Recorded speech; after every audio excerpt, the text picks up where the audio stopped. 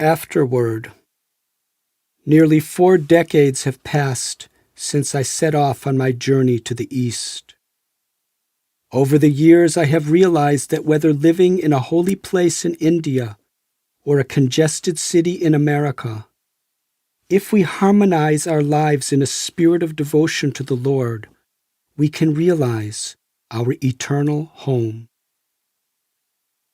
Shortly after returning to my family, I chose to live in an ashram in America.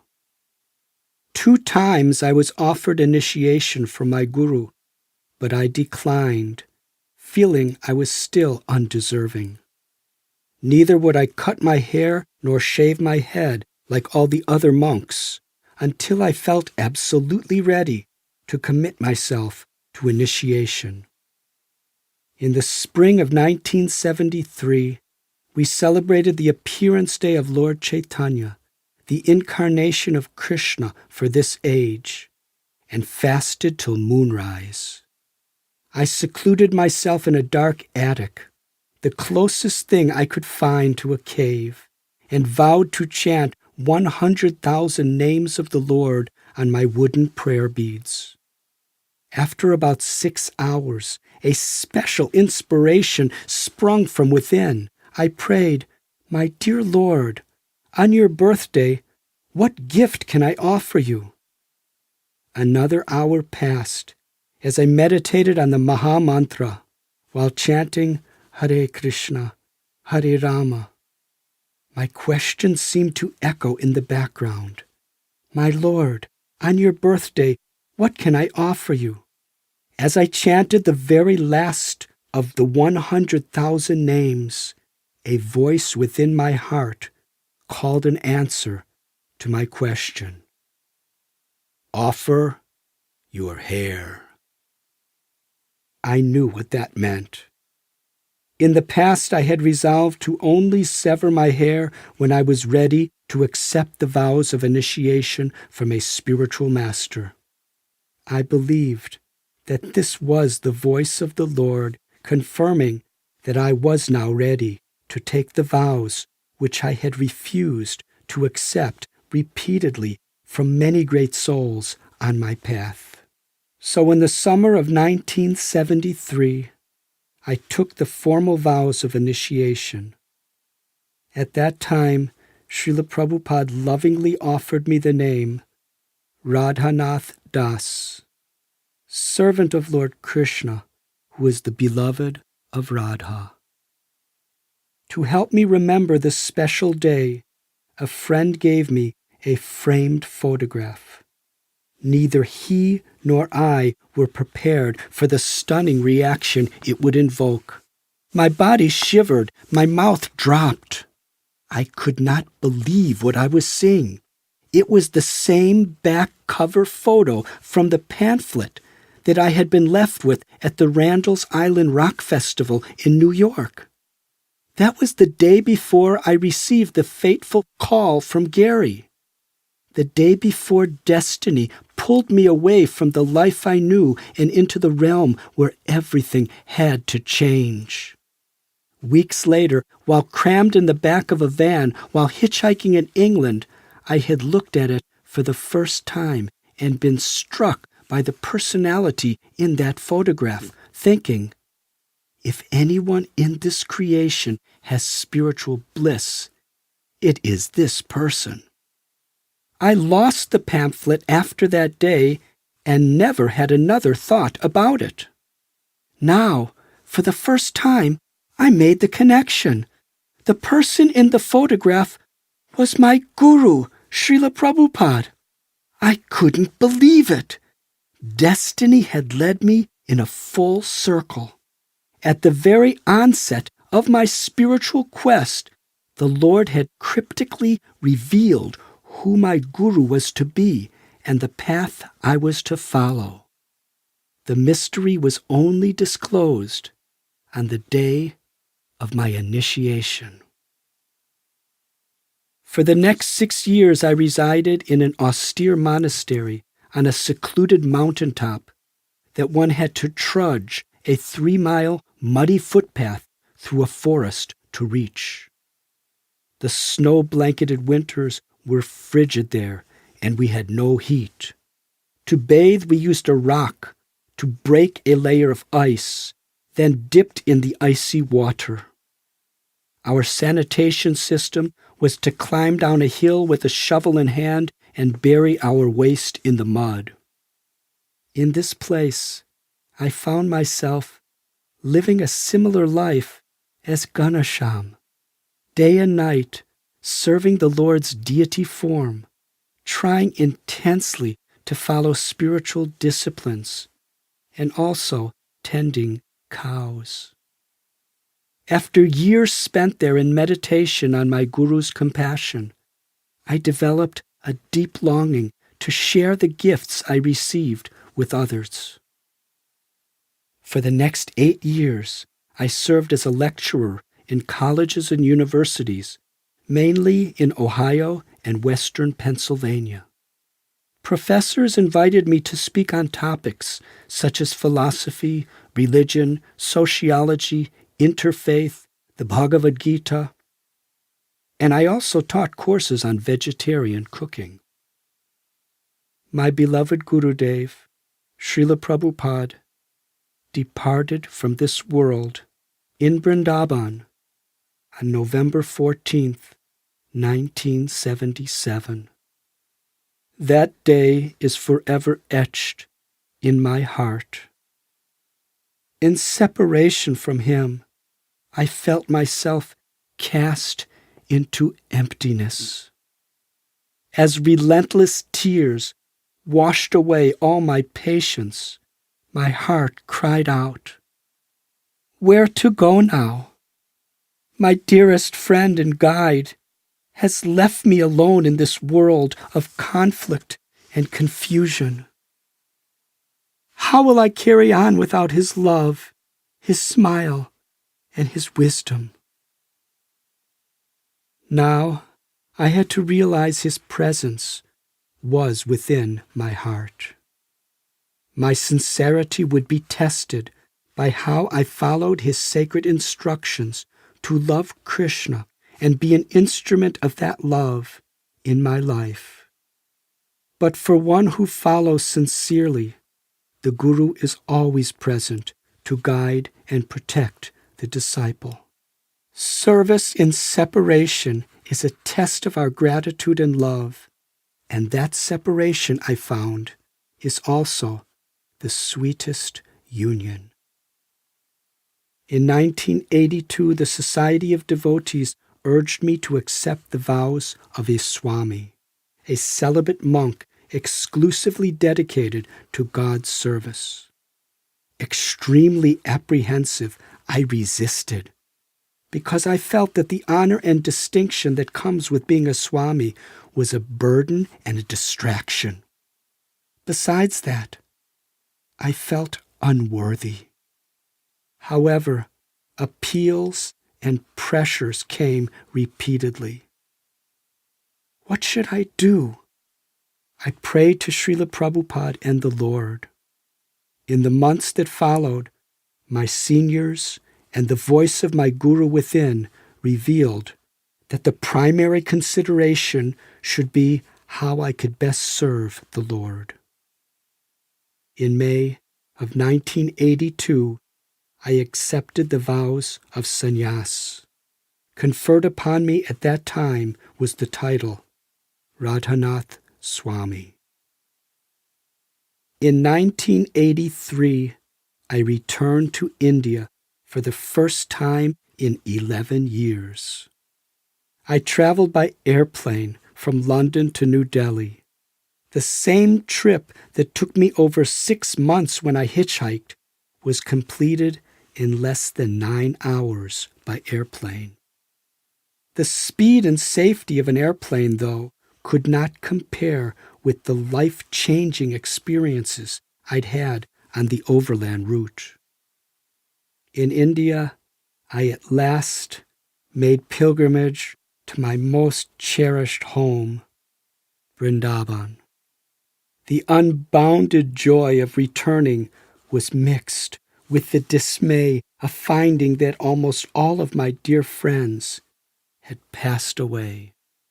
I roamed from one hermitage to another only to receive the news that another friend was gone. I rushed to see one dear soul in particular, praying that I was not too late. Near the ancient ruins of a sandstone temple, I witnessed a sight that melted my heart. Sitting all alone on the stone steps was a personality whose glories were hidden from the world, but ever shining in my mind. It was dear Ganesham. His aged body had aged even more since I'd last seen him. His tiny form was now so thin and frail, it appeared that a strong breeze could knock him down to the ground. His tearful eyes gazed downward while he was slowly chanting Radha and Krishna's names. Gently, I sat right beside him. I wept in joy, whispering, "Ganesham Baba, do you remember me? I have remembered you every day of my life." Looking into my face, he squinted his childlike eyes, trying to make out who this intrusive stranger was. After long seconds passed, he broke the silence with an astonished whisper, "Krishnadas?" Suddenly tears burst from his eyes and streamed down his cheeks. Trembling with emotion, he cried out, "Krishnadas, is it you?" His shaking hand stroked my cheek as he gazed deeply into my eyes. Every muscle of his aged face tensed with feeling as he cried out, "Yes, it is you! Krishnadas, it is you!" With great difficulty he bowed his head onto the ground in gratitude to God. He rose slowly and timidly. He held my hand. His voice cracking, he rejoiced, "Come, Krishnadas! Gopi Janaballabha has been waiting so long for you. Please come."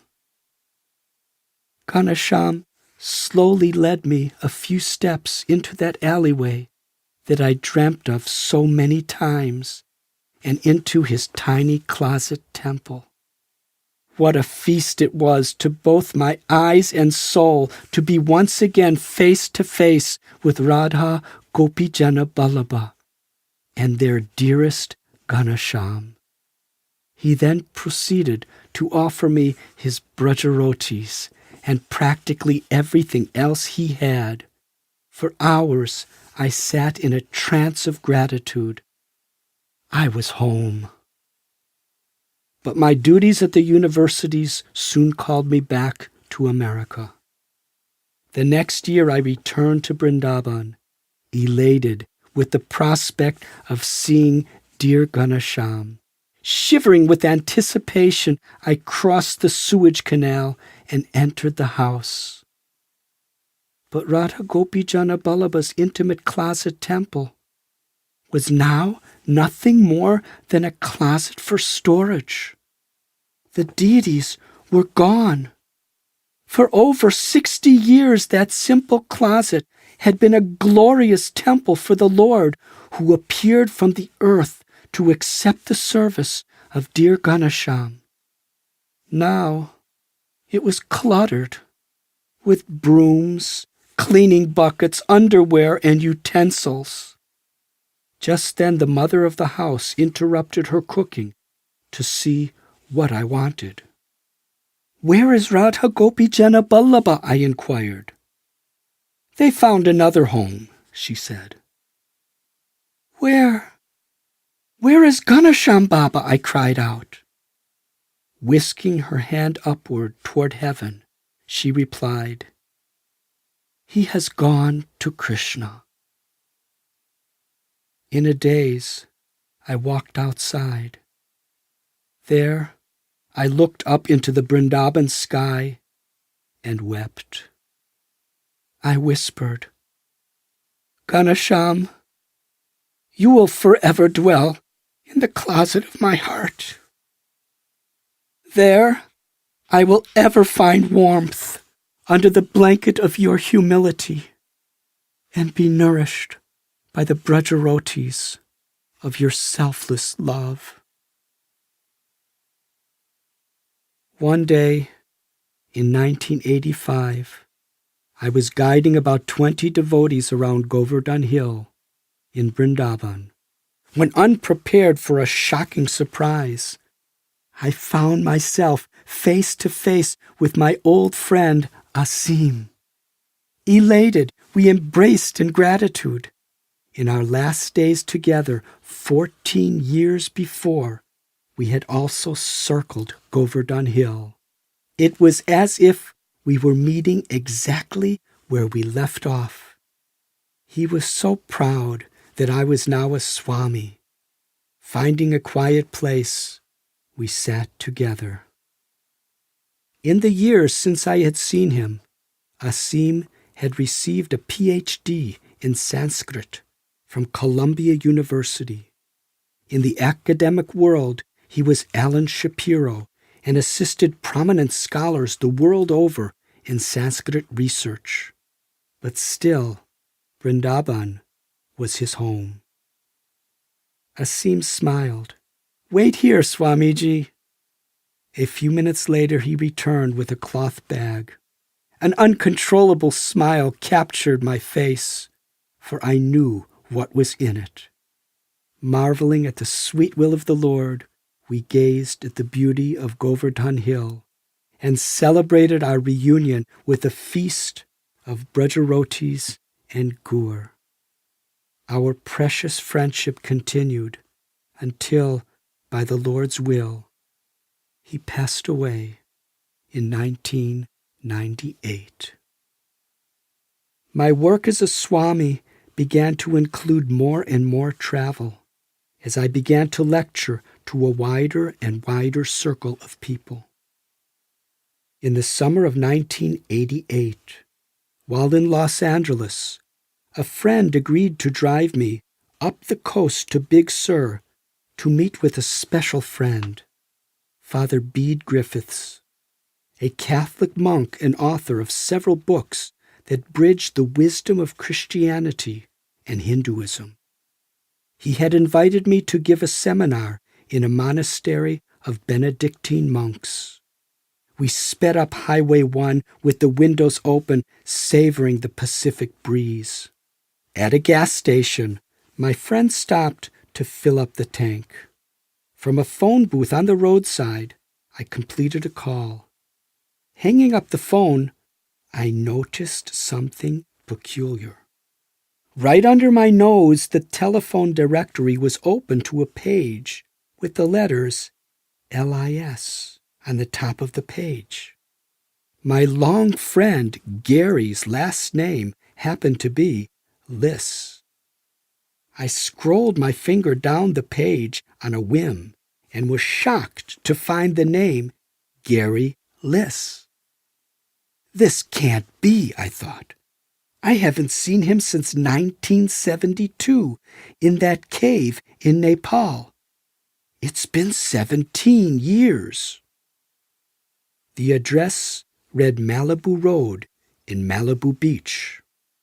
Looking up, I discovered a street sign directly over the phone booth. Malibu Road, it read.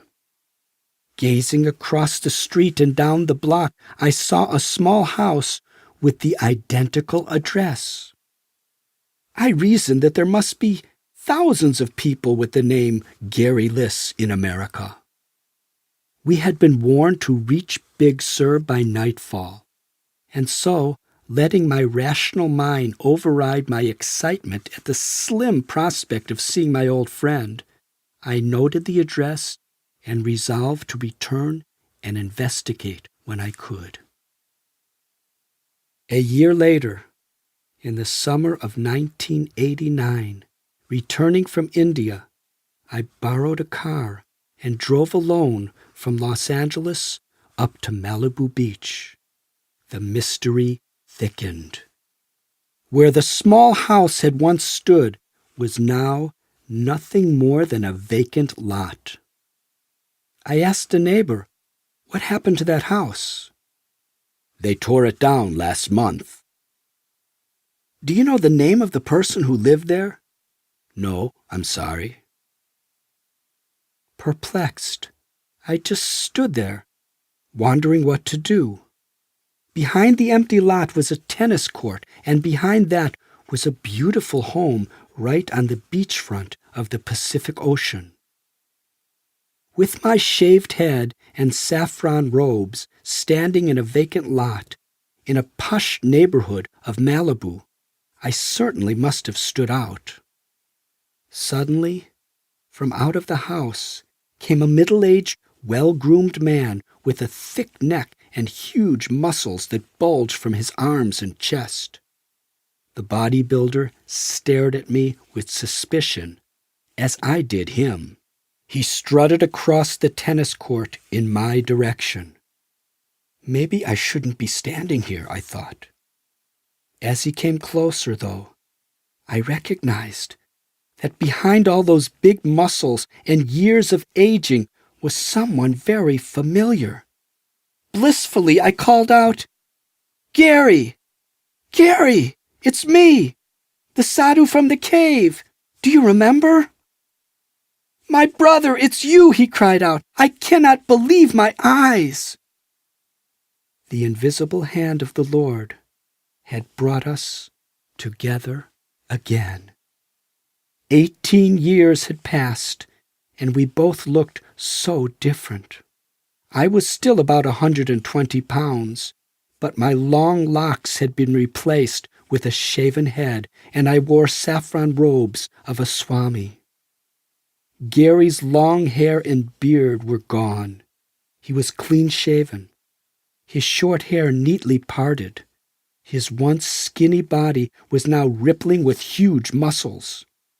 It was strikingly obvious that we had taken very contrary paths. A sense of apprehension stirred in both of our hearts. Do I have anything in common with this person anymore? Gary asked, "What do you call yourself now? Richard, Monk, Krishnadas, or what?" "People call me Radhanath Swami, but you could just call me Swami." "Well, Swami," he said, "a lot has changed in the past 18 years. Don't expect me to be what I used to be. Please, Gary, let's catch up on all those years." It turned out that he had torn down his old house on the lot we were standing on and was about to construct a new one. He invited me into the elegant home on the seashore that belonged to his aunt and uncle. Here we spent hours and hours catching up. From India, Gary told me, he had hitchhiked through all of Africa, South America, Central America, and then north through Mexico. He had spent almost 7 years as a hardcore traveler until he finally returned to the U.S. Inspired by Mahatma Gandhi, Gary decided to become a lawyer. While preparing for his law degree, he struggled to restore the ill health brought on by traveling by focusing on bodybuilding. In the years that passed, he graduated law school and got married. But in the meantime, he happened to become a regional champion bodybuilder. When later he was offered a position as a physical trainer at the prestigious Malibu gym, he opted to make that his career. Since then, he has made his living training the affluent people of Malibu, Hollywood, and Los Angeles. "Gary," I exclaimed, "I never could have believed that you would end up living on Malibu Beach as a physical trainer for the elite. The mysteries of life never cease to amaze me." In the opulent oceanfront home, we talked throughout the day and night. the song of the waves crashing upon the shore in the background. I sat cross-legged on the carpeted floor, leaned back against the wall, and noted, "Gary, although your body and social position have changed in every way, I find the same goodness, loyalty, and spiritual searching still live within you." All barriers of apprehension between us crumbled that night as we shared our thoughts from long ago. It was as if that cave in the Himalayan jungle had transformed into a luxurious home in Malibu Beach. It now seemed as if only moments passed since our last meeting, and we bonded on a higher level than ever before. After hearing my story, Gary had tears in his eyes. "Swami, I've thought about you thousands of times. I knew you would be doing something like this. I'm remembering that fateful evening in Crete when that voice called you away. After all these years, you're still following that inner call. Amazing." Memories swelled up like waves and then receded into the ocean of our grateful hearts. "Swami," Gary said, "our lives are totally opposite. What do we have in common? I'm a physical trainer and convince people that they'll be happy with a healthy, handsome body. But you're a Swami and convince them that they'll be happy if they realize that they're not the body at all, but an eternal soul." I had to smile and replied, "Because the Lord is in everyone's heart, the body is a temple of God. Gary, we can harmonize our talents. You teach people how to improve the temple, and I'll try to teach them what to do inside." Gary glowed with joy. "That's it," he said. "That's it. Our journey now has a new beginning." Over the years, I felt a great debt to the land and people of India. Often I would remember when I was a penniless boy in desperation at the Indian border, and I made a promise to that Sikh immigration agent. I had said, "Someday, I promise to do something good for your people." In 1986, I returned to make my permanent residence in India. I was feeling that where there is a great need, there is a special opportunity to serve. With this in mind, I settled in downtown Bombay. As a service to my guru and to the beautiful people of India, I was fortunate enough to help in establishing several temples as spiritual educational centers, ashrams to cultivate pure living, and a hospital that treats patients with both conventional and alternative methods of medicine with the aim of giving better quality of life to the body, mind, and soul. The hospital also reaches out with free medical camps in both the ordinary times and emergencies like terrorist acts, earthquakes, and tsunamis. Along with my lifelong friend, Ramesh Baba, and his followers, we offer an annual eye camp in Vrindavan to perform about 1,000 cataract surgeries each year. Over the years, we've had the opportunity to develop schools for academic, moral, and spiritual education, an orphanage for downtrodden children, a farm to demonstrate environmentally sustainable farming and cow protection, as well as kitchens that are currently feeding nutritious lunches to about 300,000 undernourished children daily in schools in the slums. Considering the rise of immorality and sectarian hatred, in several primary and high schools we offer courses in value education to combine students from Hindu, Muslim, Christian, Jewish, Jain, Buddhist, and Parsi communities, teaching universal ethical values with stories and analogies from all the world's great religions. And to help inspire integrity-based leadership for the future, we hold weekly cultural programs at about 30 colleges in the area. But I must confess that this is all but an insufficient token in comparison to the treasures I have received from the people of India, both the saints and the ordinary people.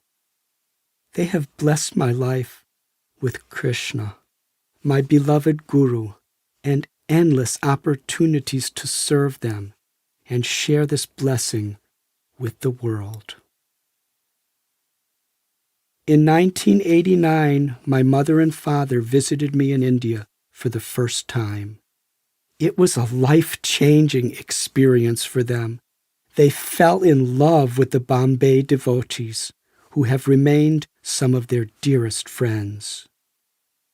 When my beloved mother passed from this world in Chicago in 2004, my father and brothers requested that I deliver the eulogy and carry her ashes to India. They said, "She took such pride in what you're doing there, and she had such love for your people." During the ceremony on the bank of the Ganges, with almost 2,000 devotees sincerely praying and chanting, I placed her ashes into Mother Ganges.